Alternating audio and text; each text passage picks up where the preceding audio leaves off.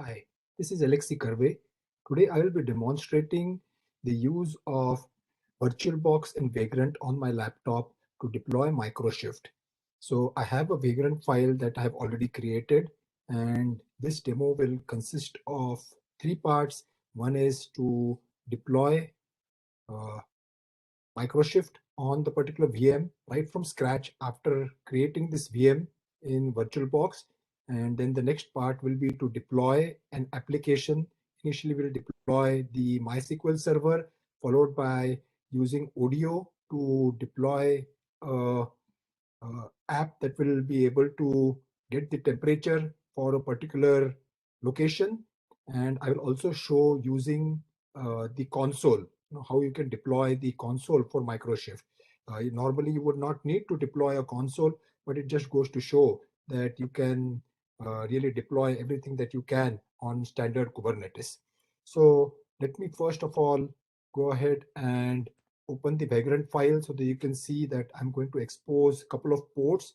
Port 80 is so that I can access the application, and the port 30036 is so that I can access the console.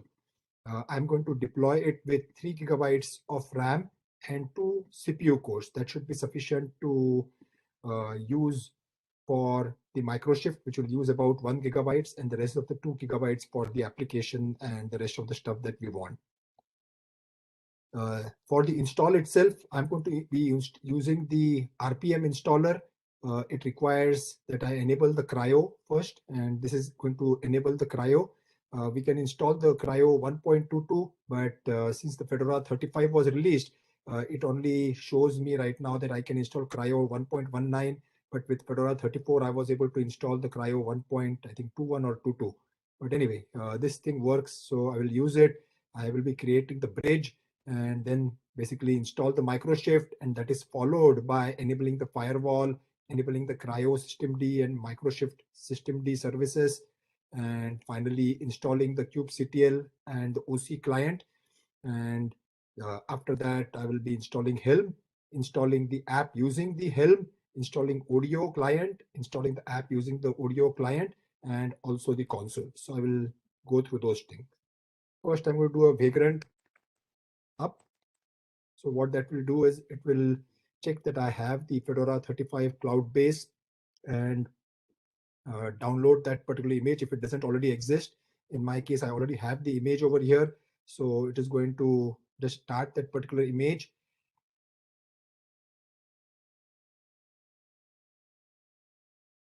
So these are the ports that are going to be exported, the 30036, port 80, and of course the port 2222 for the SSH that I will use to do Vagrant SSH into this particular VM.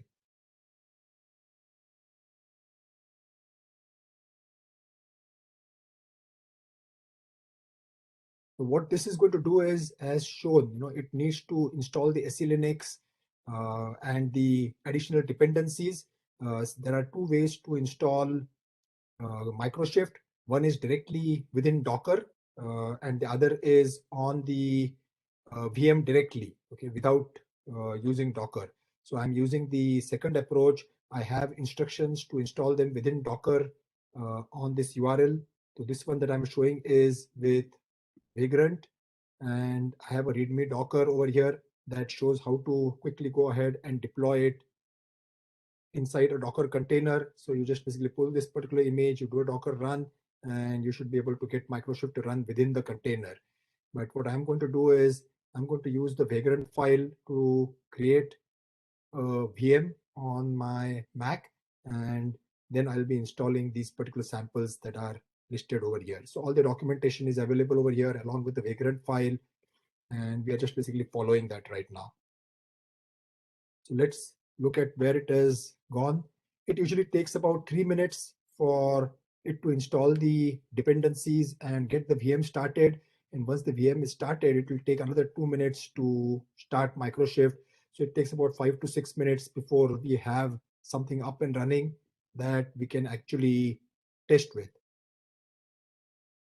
So you can see, that install the container SE Linux that is required. That is a dependency. You also install the container networking plugins. These are the CNI plugins that are required. and the run C, which is going to be the runtime for Cryo.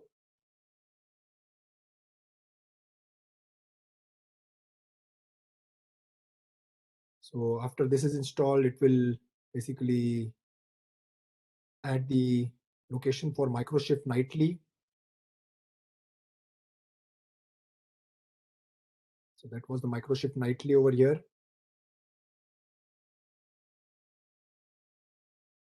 It will be installing the latest version of MicroShift.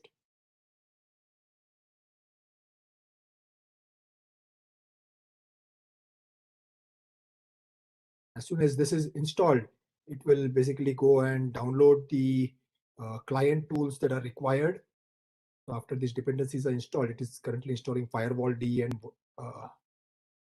additional dependencies, and then it will get the clients. We are going to get the OC client and the kubectl client, because these are not packaged with MicroShift. MicroShift is just the MicroShift binary, which starts up the dependencies for the Kubernetes part, but the clients have to be downloaded separately. So it downloaded the OC and the kubectl client now.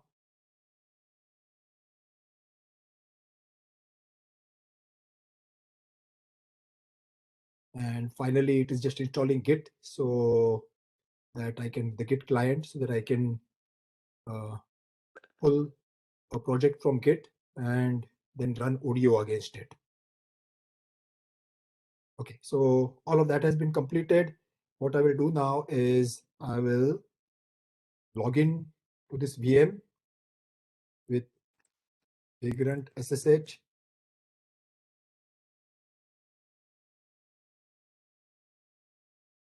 If I do a top command, you can see now that MicroShift is going to start running. We have the CPU and the memory that you can see. Since it was about 3 gigabytes that were allocated for the VM, so you can say it is going about 28% of that, which will be less than 1 gigabyte for MicroShift right now. And it usually uses about a couple of CPUs to start up. And once it is started up, then we should be able to see the pods and everything coming up. So let's have a look at it.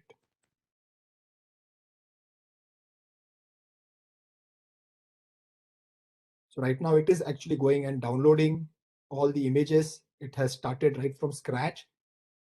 So we have the node, which is called microshift.example.com. It is ready, and it is downloading the images for the rest of the stuff.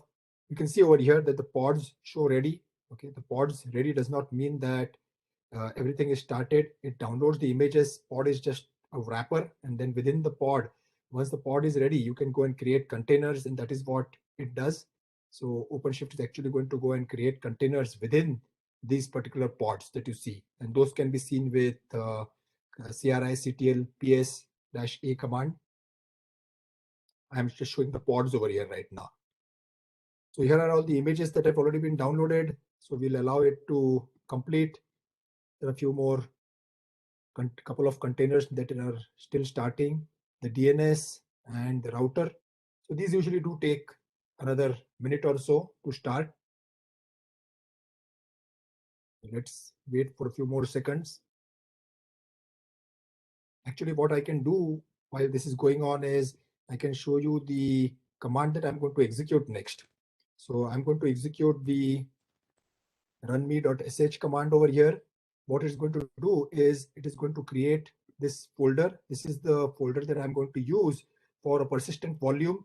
And once the host path provisioner volume is created, I'll also add the Helm repo and install it, and then actually create the persistent volume over here.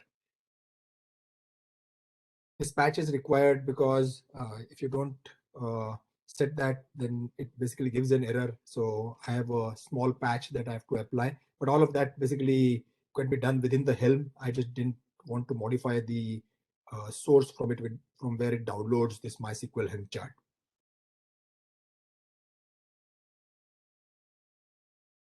So all it does is set the security context privileged. Otherwise, it gives an error that this location is, it cannot write to that location. Okay, so let's look at whether everything is started. Still a few more seconds, I guess, required for the OpenShift DNS to start.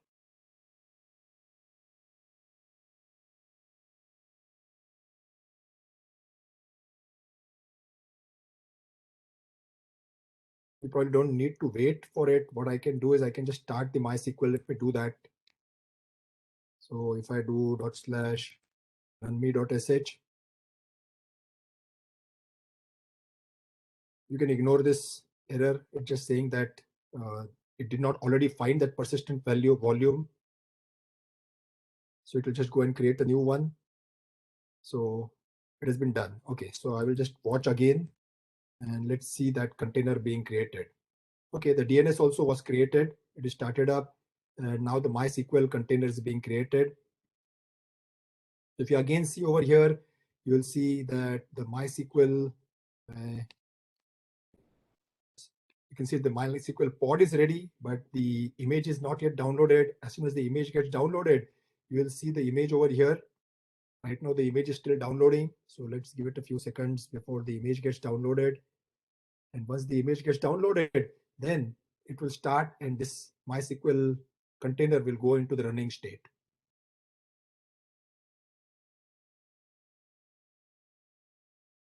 In addition to this MySQL, I'm also going to start the console. So let me go ahead and while this is downloading, I'm going to start the console now. So for the console, I have the OKD Web console install.sh. So let me run that.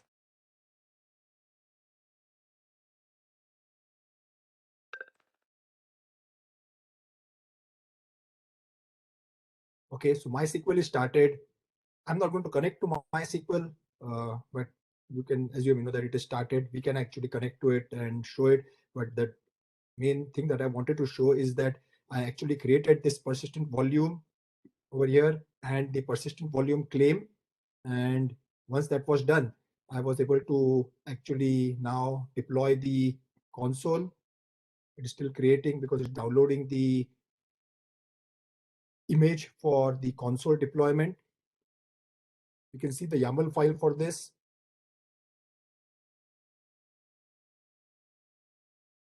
And if you look at the YAML file, basically it's the origin console that is installing. You would not normally want to install a console on MicroShift, but well, it is doable. So I have just recorded that, and then it will create a service that allows us to access it on this node port, which is 30036. So that is what I'm going to do. Okay, so it is deployed. So let's go to port 30036 now. If I come over here and I'll go to localhost 3036. And you can see that the cluster is healthy. There's one node, 8 pods, one persistent volume claim. So everything that we created, you can see those over here. And we can also see in deployments, you can see the console deployment that we just created. You can see the MySQL deployment that was created and everything else we can definitely see over here. Let's move on to the third part now, which is the audio install. So what I have is the audio sample over here. So what audio allows you to do is just bring down a project from GitHub. And once that is brought down, everything else that is required for creating the resources in OpenShift, which could be the deployment, everything, it is all generated for you. So as a user, you don't really have to do any of that. You just need to point it to your particular project and it goes and deploys everything. So that is what it is doing right now. It is creating the resources in Kubernetes or in MicroShift right now for this particular component. And once it completes creating that, it will go and start everything. We can actually do a watch for the audio and dynamically just go and maybe change some of the files. And once those files are changed, you can see that it will automatically go and deploy it again. So audio definitely helps with all of that. But right now I've just automated some of the 3 scripts that are, or 3 commands that are required for audio to pull down. the image, create a project. So it actually went and created something called my project. So this my project is a OC project. Okay, so it created that, and it also is going to do the audio push, which will that's what it's doing right now. It created a dev file, and the dev file is what says, the steps that it needs to complete for npm install and everything else that is required for Node.js. And once that is done, we will see that we will be able to access this app. For accessing this app, though, we will have to add the service that is created for that. We'll expose it as a route, and the host that is exposed, we will have to add that host to the etc host on my Mac, because we have to access it using that host name. If we access it with just local host or 127.0.0.1, it's not going to work. It actually the routes work in a way where you have to pass the host name correctly. So it actually created this now, and it is completing the npm install and the final parts. This should be done quickly.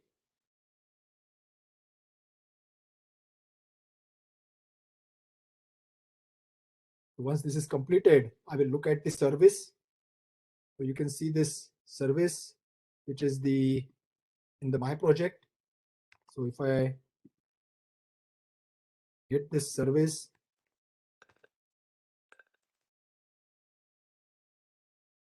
okay, so this Node.js service is available.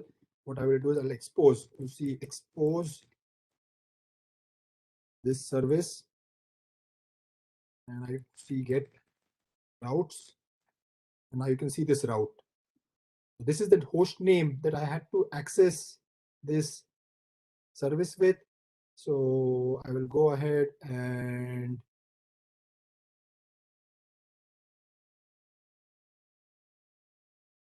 add that to etc host.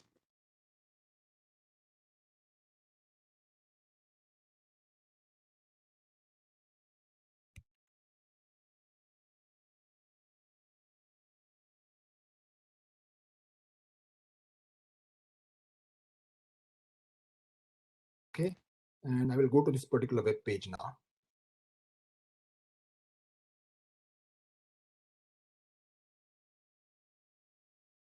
You can see it comes to this weather. We just went and deployed it using audio. If I give the location name as 10598 and do a search, it gives the weather, the temperature right now. It is 8.14 degrees centigrade. Okay, and that is the demo for audio. So basically in this demo, I showed you how to deploy MicroShift. Within 3 minutes, we had the VM created. In another 3.5 minutes, we had the MicroShift started, and we were able to quickly go ahead, deploy the console. We started the MySQL app using the Helm chart, also using the persistent volume. And finally, we showed that we could use audio to deploy a Node.js app. This is all I wanted to show for this demo. Thank you for watching.